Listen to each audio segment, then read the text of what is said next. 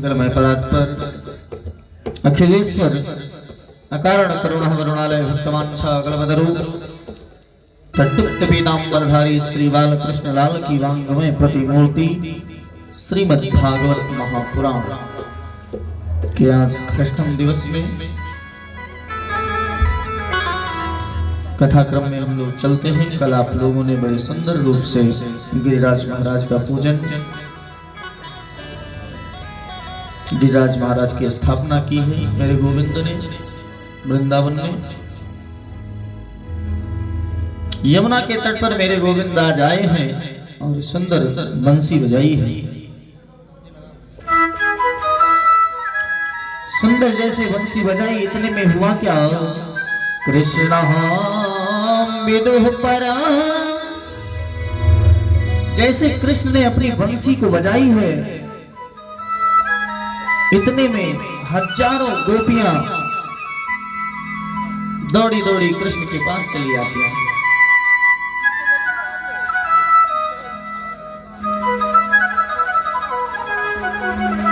अब तो कृष्ण जिधर ही नजर डाल के देखें उधर केवल गोपियां ही दिखाई दे रही हैं। इधर देखें तो गोपी, उधर देखें तो गोपी, चारों तरफ से केवल गोपियां नजर आ रही हैं।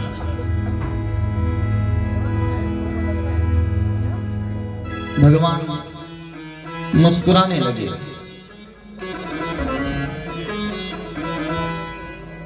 और गोपियों से बोले, स्वागतम वो महाभागः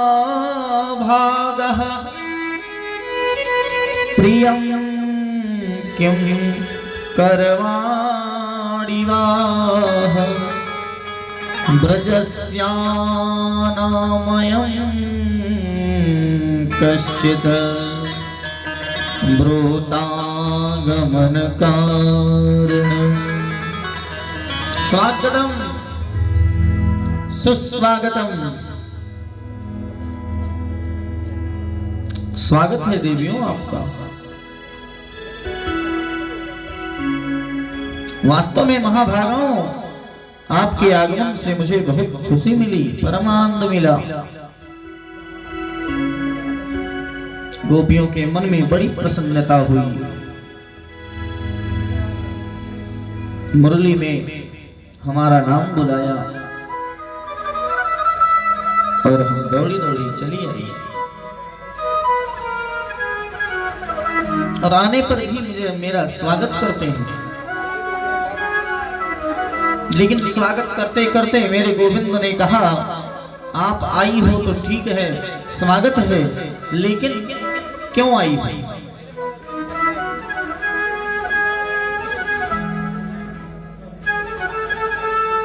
आई ठीक है, अच्छी बात, क्यों आई, क्या काम है, यह तो बताना पड़ेगा। गोपियां बोली, अब क्या बताएं आपको, सबको छोड़कर चली आई। और ये हमसे पूछ रहे हैं किस लिए चली आई, क्या काम है। लाखों गोपियां, हजारों गोपियां केवल अपना सिर नीचे कर कर खड़ी हैं और गोविंद कहते हैं, राजन ने साम घोर रूपा घोर सत्वान से बिता प्रतियात व्रजम ने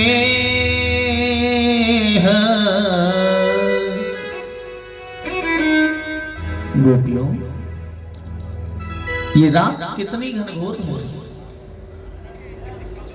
इतनी रात में अपने पतियों को छोड़कर तुम चली आई हो ऐसे निर्जन वन में। ऐसा है कि अच्छी बात नहीं है। जाओ अपने पतियों की सेवा करो, ये नारी का परम कर्तव्य है। जाओ देवियों, अपने पतियों की सेवा करो, यही परम धर्म है। बेचारी गोपियां ने कोई जवाब नहीं दिया और शांत बैठी हैं। कन्हैया ने कहा, तुमने जवाब नहीं दिया? ओहो, अब समझ में आया, आप इसलिए आई हो कि जंगल नहीं देखा होगा, शायद जंगल देखने चली आई हो। अब जंगल देख लिया, चली जाओ।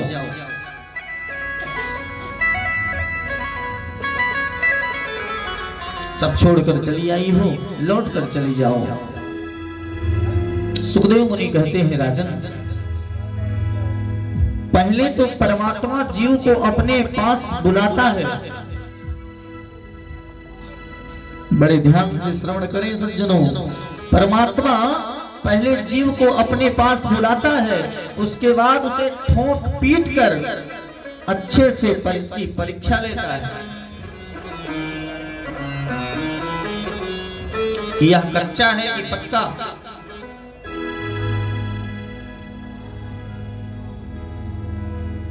लेकिन कहीं संसार में वासनाओं में को लेकर मेरे गोविंद कहते हैं, चली जाओ।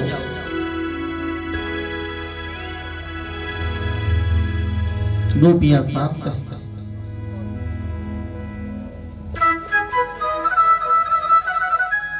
श्री कृष्ण गोपियों को परीक्षा ले रहे हैं। उन्हें कहते हैं कि ये पतिव्रता नारी के लक्षण हैं, जाओ अपने घर जाओ। भगवान कहते हैं, एक पतिव्रता स्त्री थी। कथा सुनाते हैं भगवान, कहते हैं, गोपियों, एक पतिव्रता स्त्री थी और घर के आंगन में बैठी चावल बीन रही थी।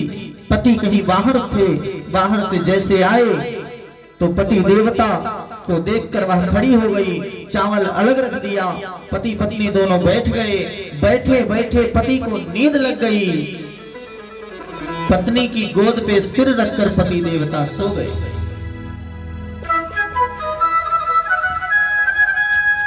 छोटा सा बालक था उनका, पति देवता सो गए थे और वह बालक घुटमन घुटमन चलता था। और आज वह बालक घुटमन घुटमन चलकर कुंड, यज्ञ कुंड के पास में पहुंच जाता है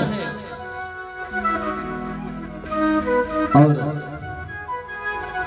यज्ञ कुंड के पास में पहुंचता है, लेकिन गोद पे तो सिर रहे पति देवता का। अब यदि पति को जगा कर जाए तो पतिव्रता धर्म नष्ट हो, और यदि बच्चे को बचाने न जाए तो बच्चा कुंड में गिरकर जल जाए।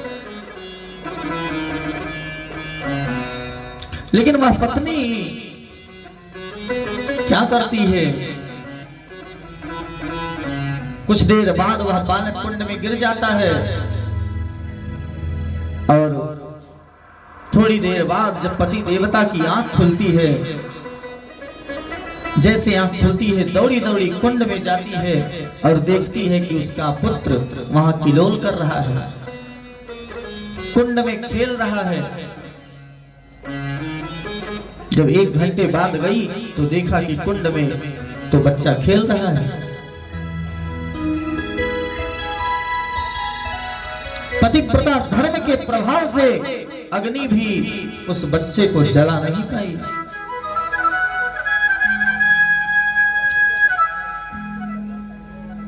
अग्नि भी वह बच्चे को जला नहीं पाई। इसलिए देवियों, यह है पतिव्रता नारी का महत्व। जाओ अपने पतियों की सेवा करो।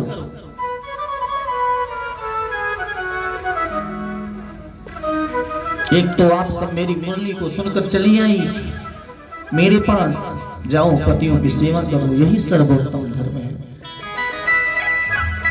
इस बात को सुनकर गोपियों ने एकदम गंभीर हो गई। सारी गोपियां नेत्रों से आंसू गिरने लगे। नेत्रों से केवल अश्रु गिरने लगे। भगवान बड़ी कठिन परीक्षा लेते हैं। गोपियों ने कृष्ण से कहा, आप जरा हमें घर जाने को कहते हो गोपाल, ये बिल्कुल अच्छा नहीं है। सारे विषयों को मैंने त्याग करके आपके चरण कमलों की प्राप्ति के लिए यहाँ आई और आप कहते हो कि चली जाओ। इसका मतलब यही है कि शरीर का पति है, शरीर की पत्नी है, शरीर की सासू जी हैं, शरीर की माँ जी हैं। आत्मा तो केवल कृष्ण के सिवाय कोई नहीं हो सकता। आत्मा का संबंध तो केवल गोविंद से है।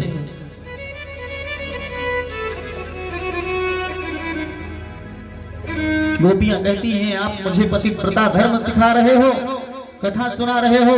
सुनो, मैं भी तुम्हें एक कथा सुनाती हूं। मैं भी तुम्हें एक कथा सुनाती हूं। एक पतिव्रता नारी थी, अपने पति की सुंदर पूजा करती थी, प्रतिदिन बड़ी सेवा करती थी, नहलाती थी, धुलाती थी, भोजन कराती थी। लेकिन हुआ क्या, एक दिन पति देवता ने कहा, देवी मैं थोड़ा बाहर जा रहा हूं। पत्नी ने कहा, मैं आपके बिना जी नहीं पाऊंगी, कैसे रहूंगी। तो पति देवता ने एक अपनी मूर्ति दे दी और कहा, देवी इसी का पूजन पाठ करना।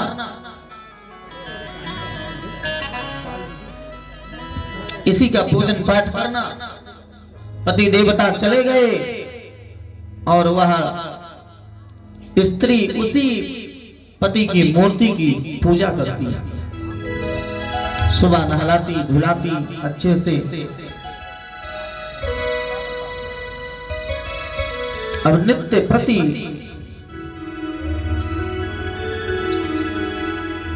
पूजा करती है। एक दिन हुआ क्या कि वह पत्नी अपने पति देवता की पूजा कर रही थी मूर्ति की। इतने में उसके पति देवता बाहर से आ गए और दरवाजा खटखटाने लगे। 1 घंटा बाद उसने दरवाजा खोला। गोपियां कहती हैं, कृष्ण अब बताओ, उस पत्नी को तत्काल जाकर दरवाजा खोलना था या कि मिट्टी के मूर्ति की पूजा करना था। भगवान ने कहा, जब सच्चे पति आ गए तो मिट्टी की पूजा करने से क्या मतलब, उसको तत्काल जाना था, दरवाजा खोलकर पति को लाना था। कृष्ण अब आपने अपने मुख से ही कह दिया, ये संसार के जो पति हैं ये मिट्टी के हैं, साक्षात पति तो आप ही हो, परम पिता परमेश्वर तो आप ही हो, फिर आप मुझे क्यों अपने पास से भगा रहे हो।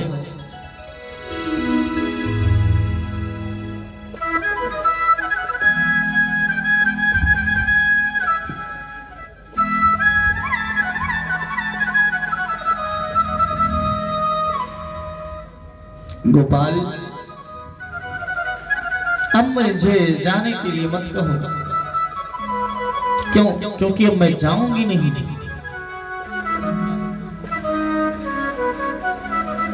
ऐसे बर को क्यों बरे, जो जन्मे और मर जाए। बरबरिए गोपाल जी, जहाँ से चुड़ लो अमर हो। मीरा से लोगों ने कहा, राणा जैसा परिवार मिला आपको, इतना अच्छा परिवार मिला, इतना अच्छा पति मिला, तुम्हें खुशियां मनाओ। मीरा जी कहती हैं, ऐसे पति वरने से क्या फायदा कि आज मरे कल मर जाए।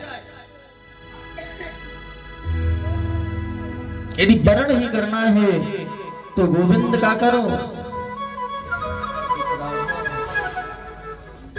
यदि वरण ही करना है तो गोविंद का करो।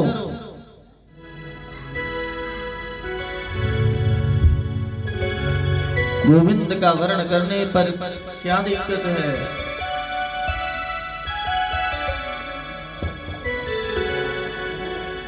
मीरा की इस अद्भुत भावना को कौन आदर करता है।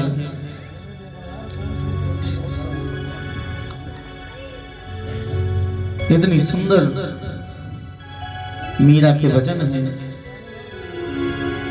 मेरे कहने का तात्पर्य है कि मीरा का इतना अद्भुत भाव है जिन्हें हम केवल वाणी से नहीं बोल सकते, ये चरित्र में उतारने के विषय है। आत्मा का साक्षात्कार केवल गोविंद से होता है सज्जनों।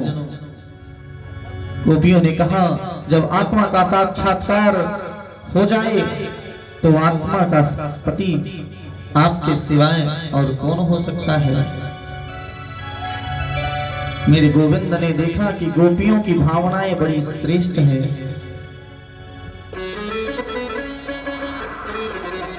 प्रभु उनके साथ रास क्रीड़ा करने के लिए तैयार हो गए। जितनी गोपियां हैं उतने कृष्ण बन गए।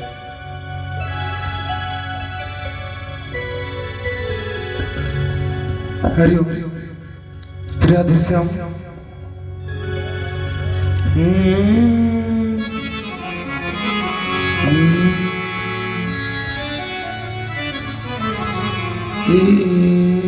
आइए।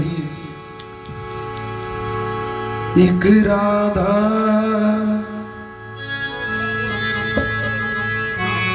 एक मीरा, एक राधा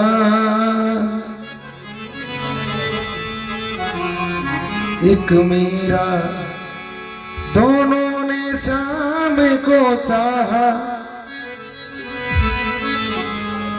अंतर क्या दोनों की चाह में बोलो। एक प्रेम दीवानी, एक दरस दीवानी। एक प्रेम दीवानी, एक दरस दीवानी। एक राधा एक मीरा,